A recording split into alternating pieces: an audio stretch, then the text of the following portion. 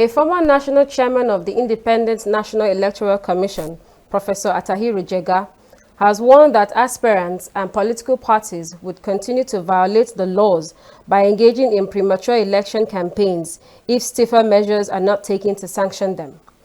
Jega, who was the keynote speaker at a roundtable on the challenges of premature campaigns in Abuja, noted that premature election campaigns are undesirable aberrations in democratic elections, posing serious challenges to the integrity of elections.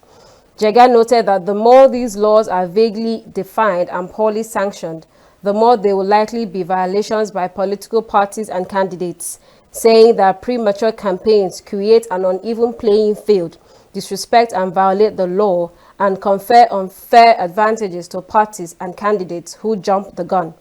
He said it was regrettable that premature campaigning has remained inadequately regulated and has become increasingly widespread, characterized mainly by the display of posters featuring politicians across political parties, but especially of incumbents at both federal and state levels. According to him, the allegations that some parties and candidates sponsored these premature campaigns, hiding behind dubious illegal third parties, cannot be overlooked.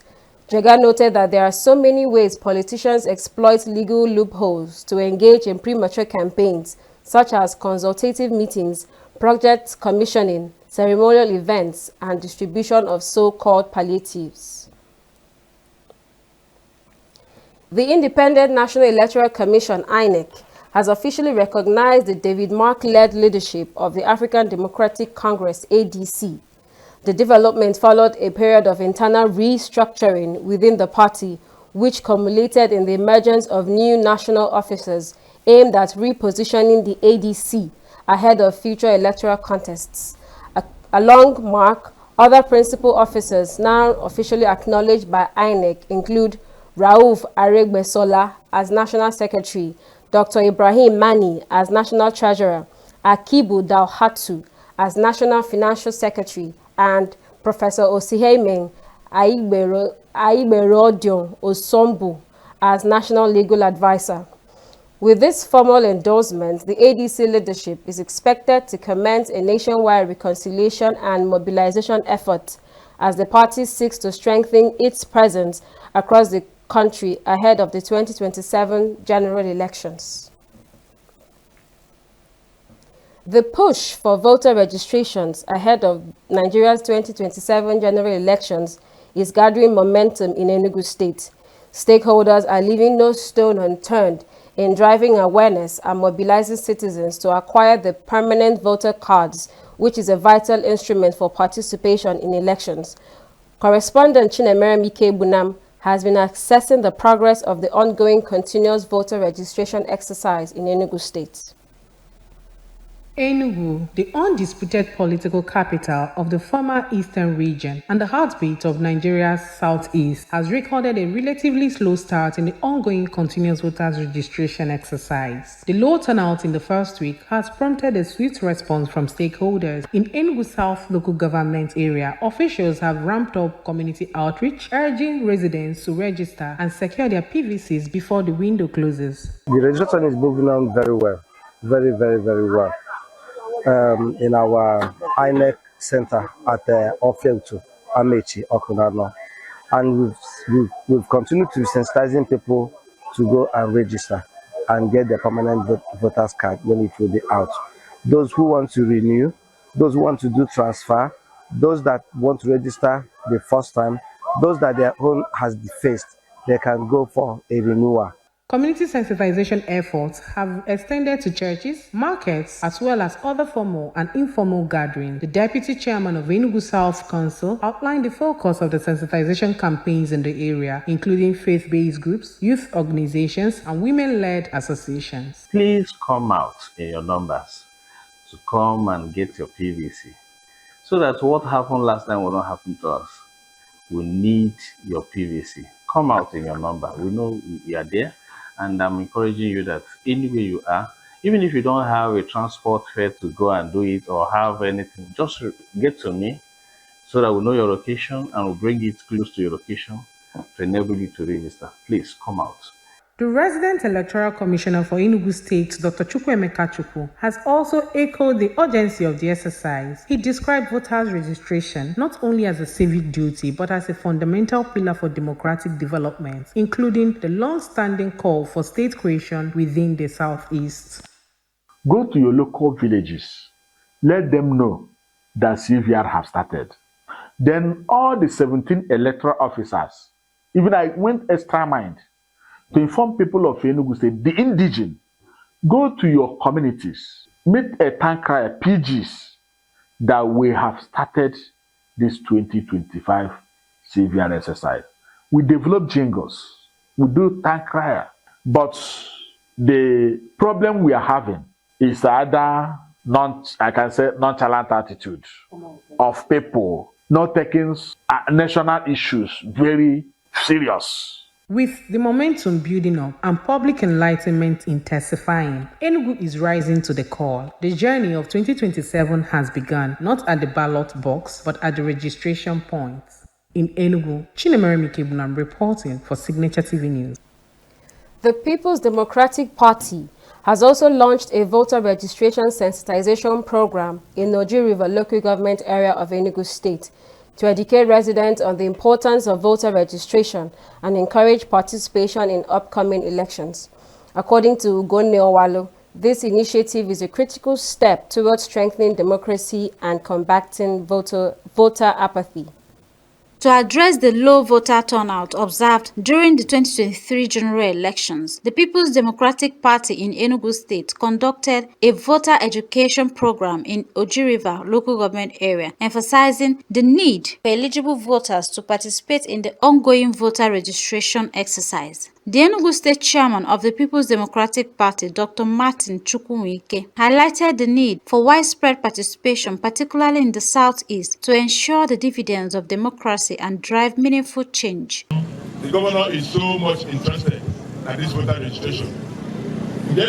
So far, result they were I wish I got around. I'm going to buy a capital. We're about 12 votes. And I go vote. I think I can number 4 million. Then you can wear 800,000. It doesn't make sense. So Enugu up to 5 million people in Enugu. It was at least 2 to 3 million voters registered. So I know you register. The party leaders described the initiative as a vital step towards strengthening democracy and fostering positive change through active citizen participation in democratic processes. But the message here is clear. The only sure way to do it for him will through your vote. And the manage ATM will to vote. So you get the voters card will to vote. So open on a voter genobi. The continuation of Olomapet and Banalo. Because on a way in the Hagun can have a small school, yes, so for it to continue, you must have voters card. This voters registration since every day and turn out from the wards. Even the EO met a come one day saying that the Noji is making it. Noji there with our people. Nobody able to now getting Noji more machine. They will put that to the local government. The message is very clear. It's very clear. It is saying that we have brought it for others and we continue to do it for the subsequent ones. That since 1963, our commission of presidential hotel now happy to our legacy. Ofu governor, there after we visit Mba, so that I gave everybody I got worried about where I had that way. Awesome, so I had that way now. Legally, then we go in that water. I got the standard. It is by this governor. Awesome, yes, I had that way. So I was shocked. I said, and I said, government had a business. But this governor will go, a hotel will 340 rooms of presented in Southeast Nigeria. The chairman of the Oji River local government area, Greg Anyebudike, commended the enthusiasm and participation of residents, noting that it will contribute to a brighter future for the people of Oji River. The sensitization that was kicked off today is very, very significant. Significant to the point that every nook and cranny of Oji River is charged up and energized to make sure that everybody registered and come out to exercise their franchise when the time comes. Participants expressed gratitude to the organizers of the sensitization exercise and pledged to share the knowledge gained with their families and communities, thereby amplifying the impact of the voter registration drive. We are here for centralize our voters card, how to use it during the time of vote. I believe that people are going to get their voters card in preparation for the incoming election, and this will help us to vote another better candidate. So I want to tell them, show them how to dip hand in the ink. After voting, clean your hands on your hair before you fold your card, so that they will not use ink and put everywhere on the card. It has been our tradition to pass information to the extent of mobilizing all along. This is not new in our system.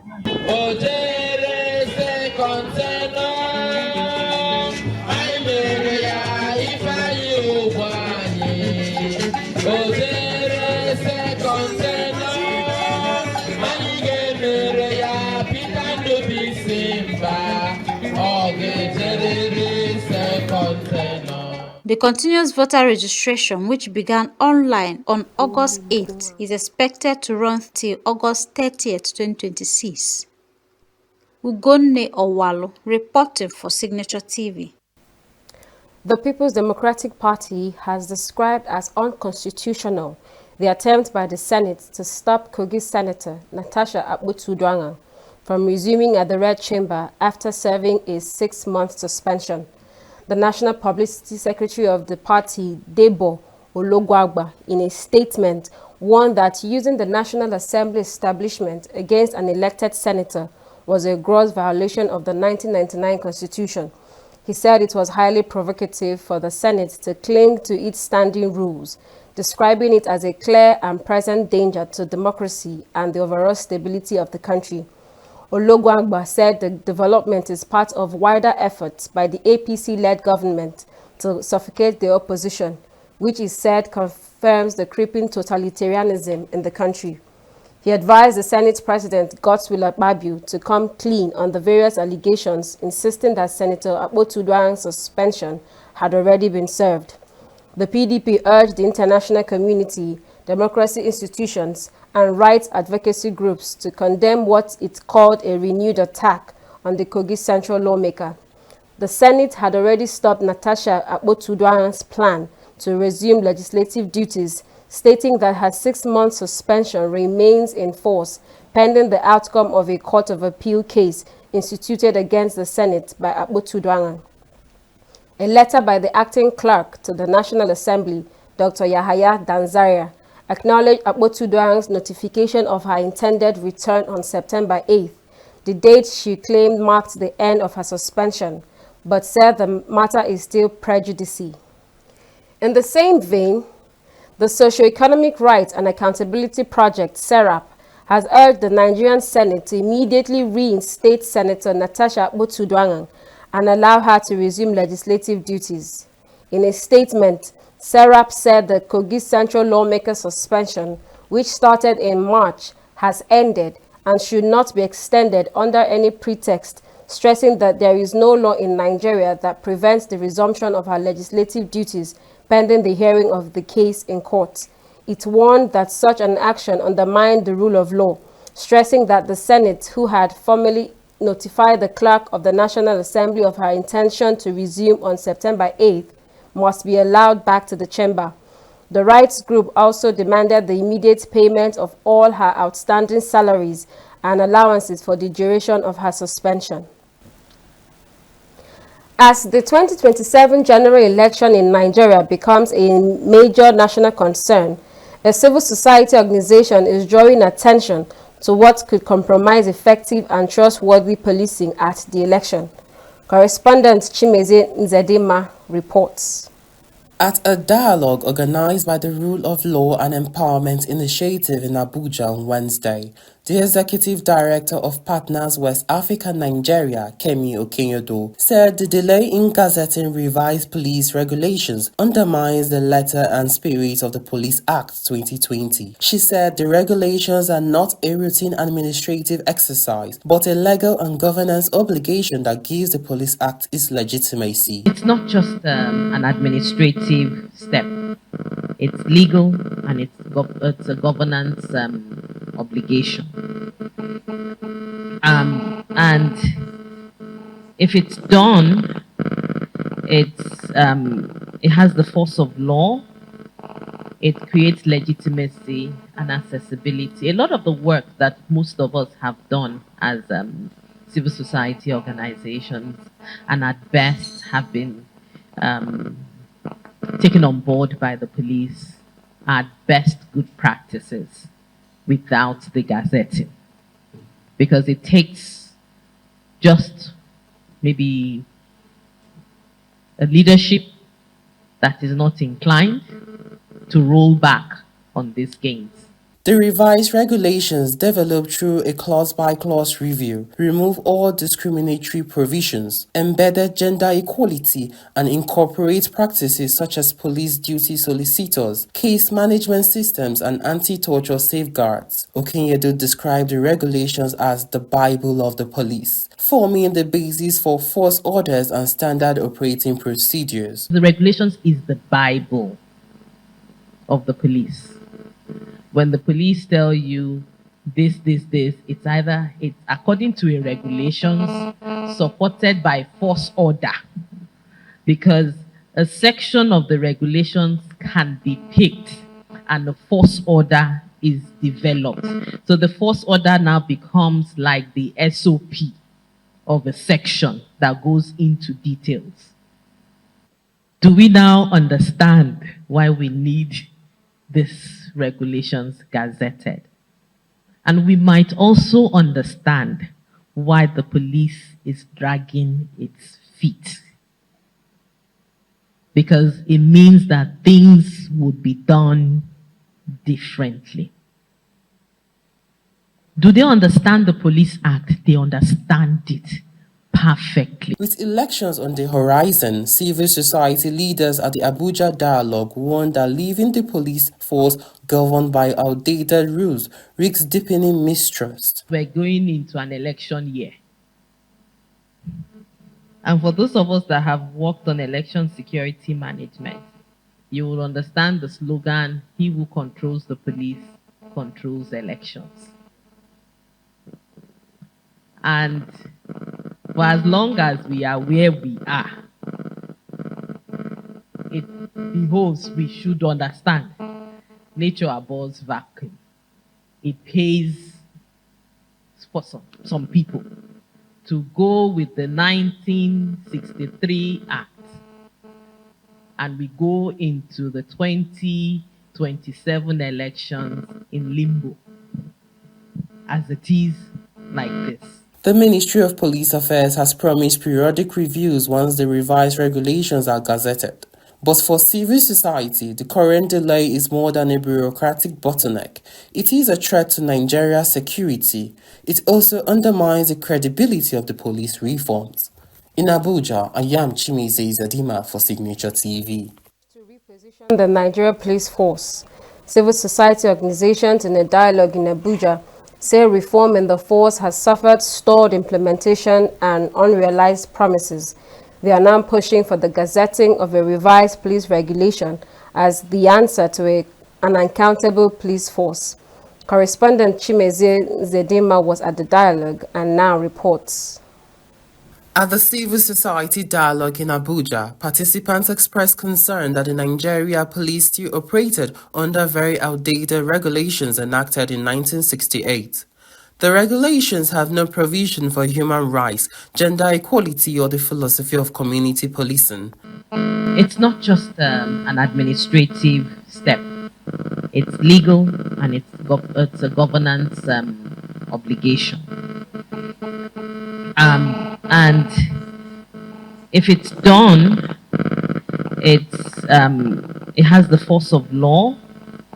It creates legitimacy and accessibility. A lot of the work that most of us have done as civil society organizations and at best have been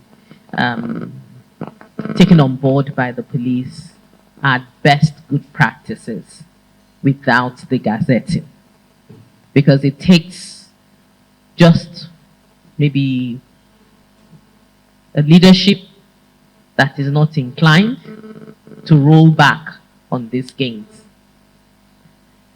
With the new, with the clause by clause or the revised regulations, one of the things we've done is that all discriminatory provisions have been taken out completely.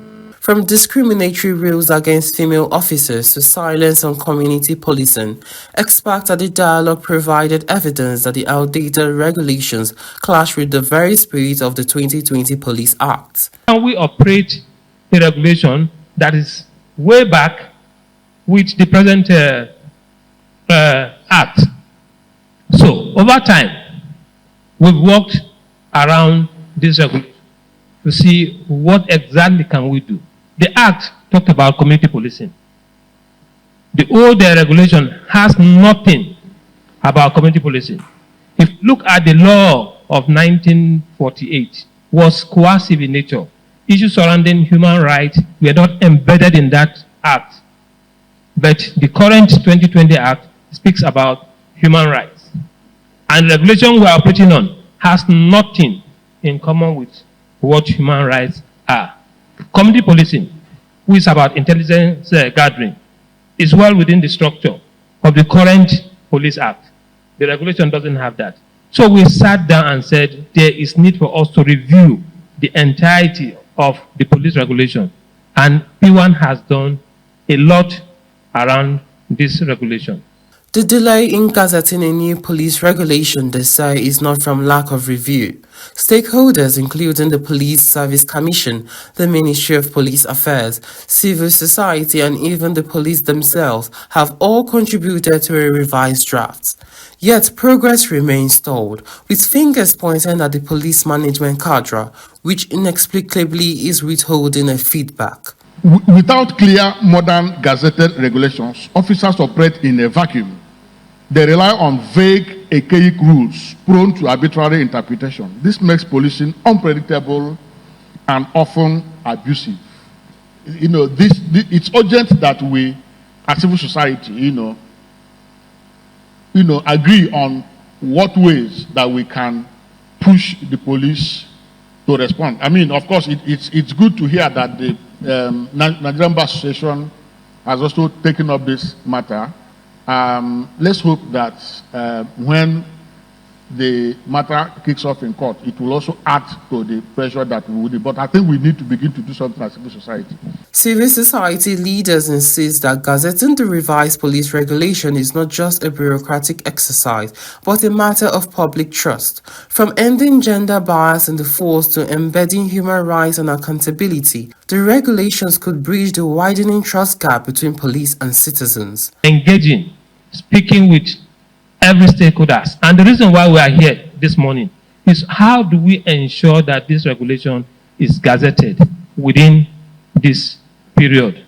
Because from every indication, it is not a priority of the police to see this act gazetted, this regulation gazetted. Why is this so? Well, it's a different story that we need to answer. But again, it's very important for us to note we are here to answer this critical question. How do we engage with the police or authority to ensure that this particular document is gazetted for us to work effectively within this space? Thank you. Until the revised police regulations are finalized, gazetted, and enforced, reforms in the police force will remain a promise not kept. In Abuja, Ayan Chimize Zedima for Signature TV. The Anambra State Governor, Chukwuma Soludo, has visited family members of the victims involved in the shooting incident that occurred at the Onitsha Main Market on Tuesday. The incident occurred when operatives of the Operation Clean and Healthy Anambra Brigade otherwise known as Ocha Brigade, during a fracas with traders, allegedly opened fire, leaving no fewer than 4 people, including a pregnant woman, dead. Soludo met with the representatives of Igwe's family from Ikwo in Ebonyi State at the Onitsha North Local Government Headquarters. He assured the family that a thorough investigation will be conducted to uncover the circumstances surrounding the incident, emphasizing that any security personnel found to be at fault will face prosecution. The governor said the operatives must adhere to established protocols to prevent similar tragedies in future. He praised law enforcement agencies for their swift response to the situation, urging them to continue their efforts to maintain peace and order in the state. Still to come, Yobe government holds mass burial after deadly attacks. Police arrest Obi of Lagos over illegal installation ceremony in Lagos. Details of this and more after the break.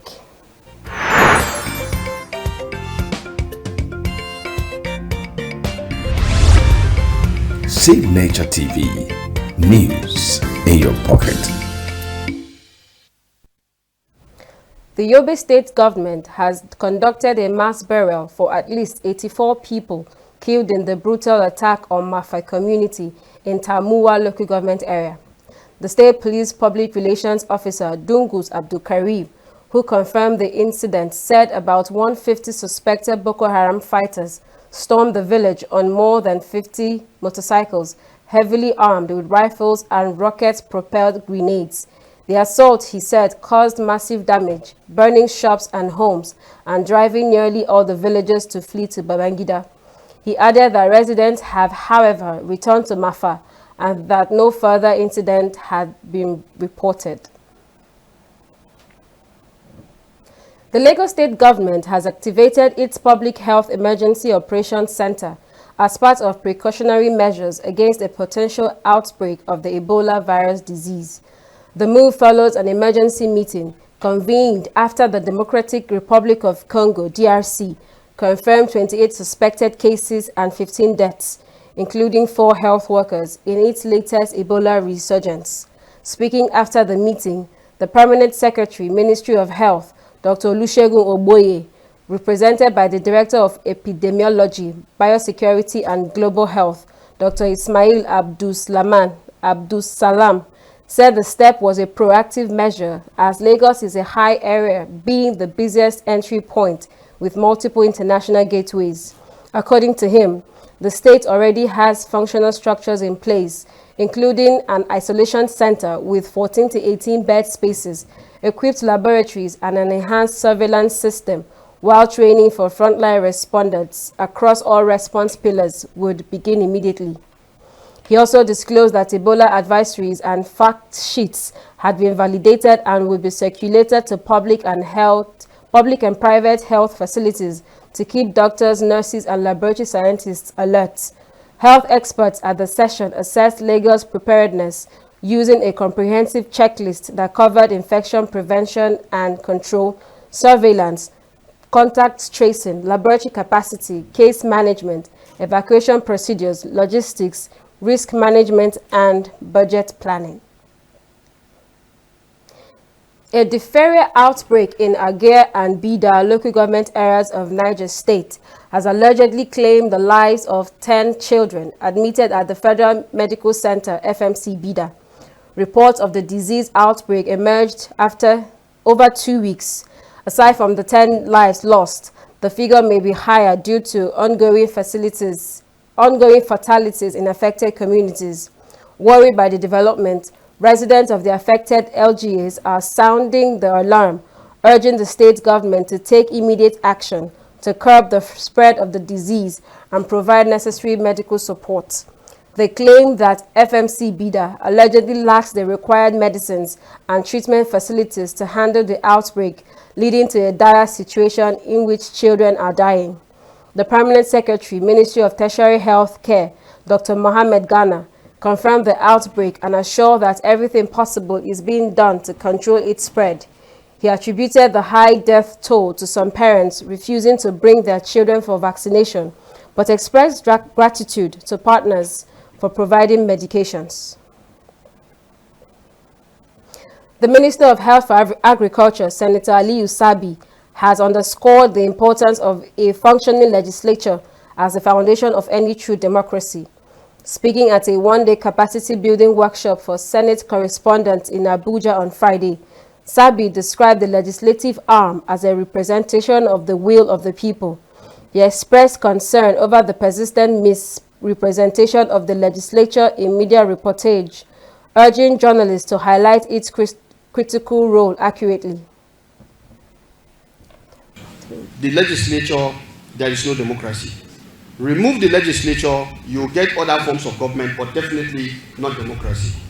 To underscore the fact that despite the short age of the legislature, they are trying their best. They have the least institutional development, and they should be supported to grow. So as journalists, you must also put yourself in that step to understand that if you remove the legislature, definitely democracy does not exist. We are in a democracy to bring about development. And if politics does not engender and promote development, then what do we expect it to serve? So, areas where good things are being done should also be reported. And where there are misconceptions around those, then those new developments should clear away the misconception. Because when the polity is hot and when the heat is too much, it drives away all elements and ingredients that brings about development. Emphasized the vital role of the media in a democracy. He called on parliamentary journalists to uphold high ethical standards and maintain accurate reporting to strengthen public trust in democratic institutions. Commitment to deepening intellectual discourse and building the professional capacity of parliamentary reporters through this one-day gathering is truly commendable. By creating a platform for dialogue, reflection, and training, we are not only strengthening the quality of journalism, but also enriching our democracy. On behalf of the Nigerian Senate, I assure you of our continued support and partnership initiatives that enhance openness, accountability, and professionalism in the coverage of legislative works. Former Senior Special Assistant to late President Muhammadu Buhari on National Assembly matters, Senator Ita Enang, stressed the need for training and support for parliamentary journalists to address misinformation and political pressures. Reporting has been the penchant for the media to give less attention to bills and legislative measures, but rather focus on soft side of the news from the legislature. Even when the least attention is given to a legislative measure, it is the soft, of course, and indeed the least relevant measure to the bills under consideration. The one-day workshop with the theme Parliamentary Reporting, Issues, Challenges and Responsibilities was put together to enhance the skills of reporters who cover the Senate to ensure better and more responsible legislative reporting. The Sokoto State Governor, Ahmed Aliyu, has directed security agencies to treat individuals acting as informants for bandits in the same way as the criminals themselves. Aliyu, who gave the directive during a condolence visit to Worno and Rabba local government areas, which were recently attacked by bandits, described such informants as unpatriotic citizens selling out their communities for peanuts. He urged those residing in the rural areas to report anyone suspected of aiding bandits, while appealing to Islamic clerics to educate communities about the dangers of collusion during sermons and prayers. The governor highlighted security measures already in place, including more than 170 patrol vehicles and motorcycles, an upward review of allowances for personnel deployed to volatile areas, and the establishment of the State Community Guard Corps. The Enugu State Police Command has arrested 2 suspects and recovered 4 locally fabricated firearms and other incriminating exhibits in separate operations across the state. The command spokesperson, Daniel Ndugwe, disclosed this in a statement. Said the raids took place between September 3rd and 6th, 2025. Ndugwe added that operatives of the Ababa Police Division also arrested a 26-year-old Peter Kalu during a night patrol for causing public disturbance, and a search conducted on him led to the recovery of a locally fabricated imitation pistol. He also revealed that operatives of the Umabo Police Division, in an operation alongside local vigilantes, rescued and arrested a 23-year-old Ugu Collins from an angry mob, saying the suspect was in an unlawful possession of a locally fabricated double-barreled pistol loaded with a live cartridge. He further stated that the State Commissioner of Police, Maman Giwa, reassured residents of the command's commitment to sustained operations against criminals. The Lagos State Police Command has arrested a 65-year-old man who allegedly attempted to mislead the public by unlawfully parading himself as the Obi of Lagos during an unauthorized installation exercise.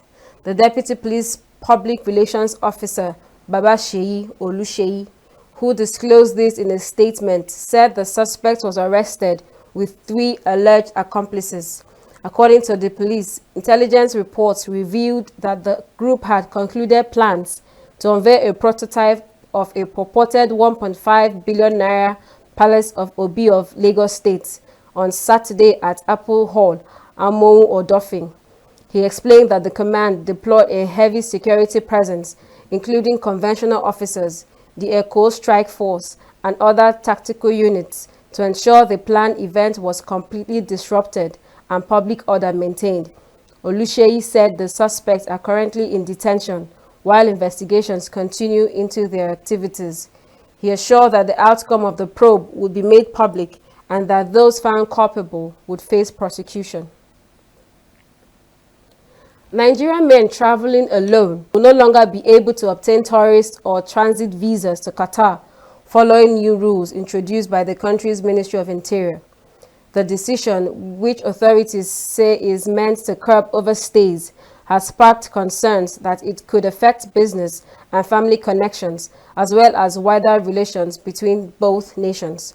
Under the revised rules, which applies immediately to both new and pending visa applications, only women or families are eligible to apply for visas, while men traveling independently are excluded unless accompanied by family. The new rule is a major setback for many Nigerians, particularly male business executives, students, and those using Doha as a connecting hub to Asia and Europe. Up ahead, Spain steps up pressure on Israel with shipping aircraft restrictions.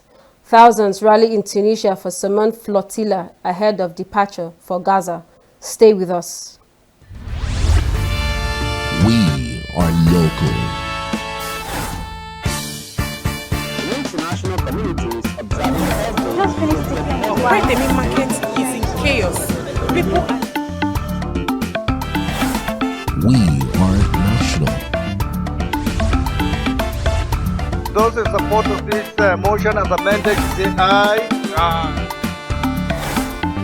We have taken the vote by default. We are international. Israeli airstrikes. Donald Trump left us the worst unemployment.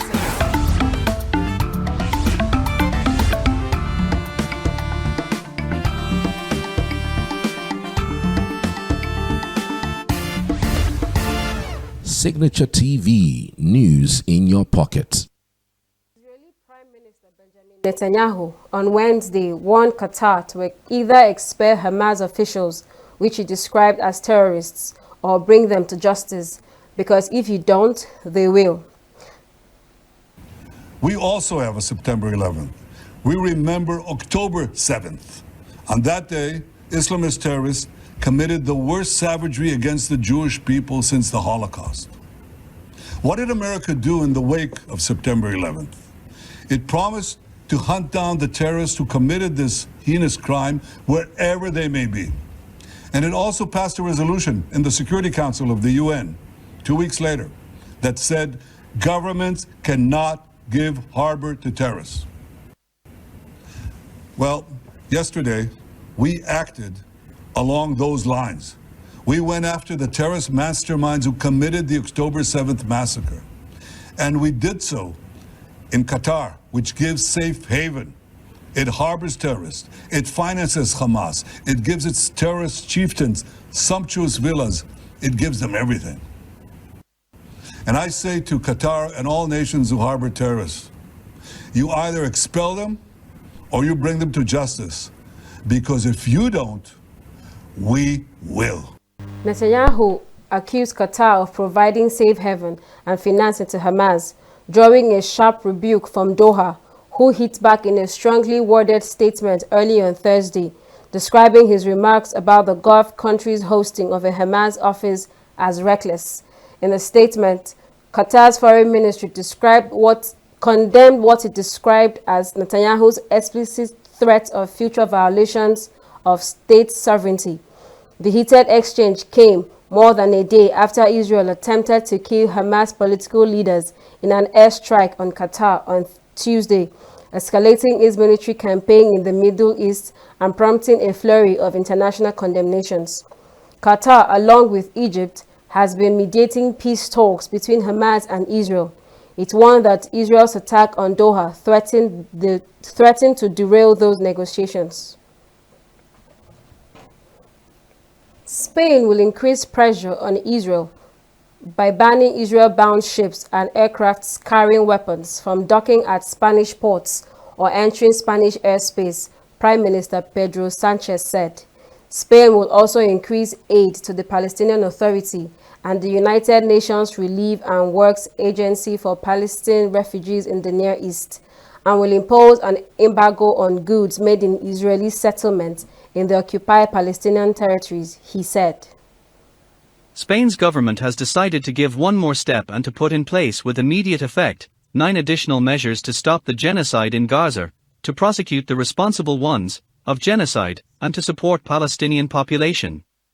The first measure is the urgent approval of a royal law decree that legally consolidates the arms embargo on Israel, which we've been de facto applying from October 2023, and to establish the legal and permanent prohibition of buying and selling arms, ammunition and military equipment to Israel. Along with this embargo, the prohibition of transit through Spanish ports for all ships carrying fuel destined for the Israeli armed forces. The third one is the denial of entry into Spanish airspace to all state aircraft carrying defense material destined for Israel.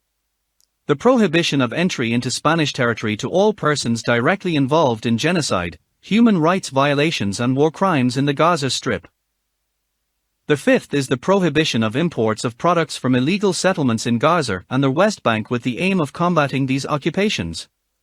The eighth measure will be the increase in Spain's contribution to UNRWA, the United Nations agency responsible for assisting the Palestinian people, by an additional 10 million euros. The ninth will be the increase in humanitarian aid and cooperation for Gaza to reach 150 million euros in 2026. We know that all these measures are not going to be enough to stop the invasion and war crimes, but we hope that they work to add pressure to Israeli Prime Minister Netanyahu and his government, to partially relieve the suffering of Palestinian people and also for Spanish society to know and feel that towards one of most infamous episodes of XXI century, their country was on the right side of history. As we all know, the Jewish people have suffered numerous persecutions and injustices throughout history, including the most atrocious of all, the Holocaust. After so much suffering, they deserve to have their own state and to feel safe in it. That is why the Spanish government and Spanish society have condemned the terrorist attacks and kidnappings carried out by Hamas from day one and will always support Israel's right to exist. This is not self-defense, it is not even attacking, it is exterminating. Israel's Foreign Minister Gideon Sa'ar said in a statement on Monday that Sanchez was trying to divert public attention from his domestic corruption scandals and qualified his measures as anti-Semitic. Israel responded by banning Labor Minister Yolanda Diaz and Youth Minister Sarah Rego, both from far-left junior coalition partner Sumar, from entering Israel. Thousands of Tunisians flocked to Sidi Bou Said Beach near Tunis on Wednesday to back the global Sumud flotilla, a convoy of boats carrying international activists set to sail toward Gaza. The flotilla will attempt to sail towards the Strip in a major gesture of solidarity with Palestinians and an effort to challenge Israel's blockade of the enclaves. The Global Summoned Flotilla, an international aid initiative to deliver vital supplies to Gaza, was scheduled to sail on Wednesday after 2 drone attacks targeted key ships in the convoy over the past 2 nights, which organizers describe as deliberate attempts by Israel to disrupt this mission. The Israeli military did not respond to a request for comment. However, organizers said Wednesday evening that it had decided to postpone the departure of the ships to a later time due to bad weather conditions and for logistical reasons. The fleet has support from delegations from 44 countries, and among the activists are Swedish activist Greta Thunberg, Portuguese left-wing politician Mariana Motagua, and Nelson Mandela's grandson. Thousands gathered on Sidi Bal Said Beach, waving Palestinian flags and chanting slogans calling for freedom for Gaza and denouncing Israel and the United States. The blockade has remained in place through conflicts, including the current war, which began when Hamas attacked South Israel in October 2023, killing 1,200 and taking about 250 hostages, Israeli tallies showed. Israel's subsequent military assault against Hamas has killed over 64,000 Palestinians, Gaza's health ministry said, while a global hunger monitor said part of the enclave is suffering from famine. Polish Prime Minister Donald Tusk emphasized the importance of Allied commitment and modernizing Poland's air force during a visit to military base Lask on Thursday. We know, we expect this, we hope that the Americans will meet their deadlines. We would like the first batch of F-35s to reach you here in May. And so that, month by month and year by year, we can speak with increasing confidence about our air power. And that Poland is truly safe from the skies. I am convinced that, in some sense, this lesson from last night should be a very strong argument for you, not only on your behalf, but also for Poland in our talks with all allies. I will do everything I can, I will bend over backwards to ensure this. So that what we need today, tomorrow, the day after tomorrow, not in the next 8 to 10 years, reaches Poland, and that you, too, have increasingly modern and reliable equipment. We know, we expect this, we hope that the airspace with the backing of military aircraft from its NATO allies. The first time a member of the Western Military Alliance is known to have fired shots during Russia's war in Ukraine. Warsaw's Chopin and Modlin airports, as well as Rzeszów and Lublin airports in the country's east, temporarily closed before resuming operations. Countries bordering on Ukraine have reported occasional Russian missiles or drones entering their airspace since Russia's 2022 invasion, but not on such a large scale, and they are not known to have shut them down. Portuguese Prime Minister Luís Montenegro met with his Japanese counterpart Shigeru Ishiba in Tokyo on Thursday to boost bilateral ties. Before his arrival in Japan, Montenegro visited China earlier this week, where he urged Chinese President Xi Jinping to use his country's close relationship with Russia to push for peace in Ukraine. Lisbon is seeking closer ties with Asia's 2 largest economies after years of little to no high-level contact. Nepal's capital, Kathmandu, remained under curfew on Thursday as the army prepares to resume talks with Gen Z protesters to decide a new interim leader for the Himalayan nation. Prohibitory orders will stay in Kathmandu and surrounding areas for most of the day, the army said in a statement, while an airport spokesperson said international flights were operating. Exemptions were made for essential service vehicles and institutions, allowing them to operate during curfew hours, Indian media reported. The death toll from the protest had risen to 30 by Thursday, Nepal's health ministry said, with 1,033 injured. The demonstrations are popularly referred to as the Gen Z protests, since most participants were young people voicing frustration at the government's perceived failure to fight corruption and boost economic opportunities. Brazil's Supreme Court continued its deliberations on Wednesday night regarding a case involving former President Jair Bolsonaro, with his lawyers stressing the importance of a technical judgment based on legal evidence, as one judge voted to acquit Bolsonaro of coup plot breaking with peers on Wednesday. Brazilian Supreme Court Justice Luiz Fux voted to acquit Bolsonaro of an alleged coup attempt and annul his trial over jurisdiction, raising the odds of an appeal of a verdict this week. The High Court still likely to convict Bolsonaro of plotting a coup to remain in power after he was voted out of office in 2022. 2 judges on the 5-judge panel already voted to convict, and the remaining 2 were appointed by leftist President Luiz Inácio Lula da Silva, who defeated Bolsonaro in the 2022 election. But Fox's vote could bolster the argument of Bolsonaro's defense that the case should be decided by the High Court's full bench of 11 judges, including 2 who were appointed by the former president. The divergence on the court adds tension to a case that has already polarized the nation and drawn thousands of Bolsonaro supporters to the streets in protests. The former president stands accused of taking part in an armed criminal organization, attempting to violently abolish democracy, organizing a coup, and damaging government property and protected cultural assets. The charges are tied to Bolsonaro's alleged incitement of riots in January 2023, when thousands of his supporters stormed and ransacked the Congress, Presidential Palace, and Supreme Court in Brasilia. His lawyers have maintained his innocence on all counts and argue that his trial involved several procedural mistakes.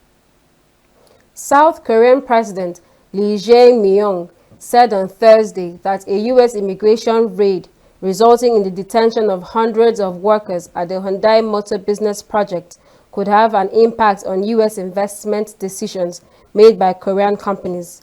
Lee told a news conference that the raid was a confounding event and caused a great deal of confusion. He added that it was likely to leave South Korean business hesitant about investing in the United States. From the perspective of companies, they will be concerned about disadvantageous treatment or facing difficulties by the U.S. authorities when they're building factories in the United States. That could probably have a significant impact on direct investment in the U.S. in future. We are discussing with the U.S. to improve visa regulations, including issuing investment-related visas, securing additional quotas, or creating a new visa category. If the U.S. sees practical needs, I think the issue will be resolved. The workers are scheduled to depart from the detention facility at 3 p.m. today at our time. And the plane will take off at around 1 a.m. tomorrow and arrive in Seoul around tomorrow, September 12th, afternoon. We are continuing to make efforts to ease military tensions and restore trust with North Korea and make contact with them. However, they remained cold. And that's the news this hour. I am Princess Ken Ochama. Thanks for watching.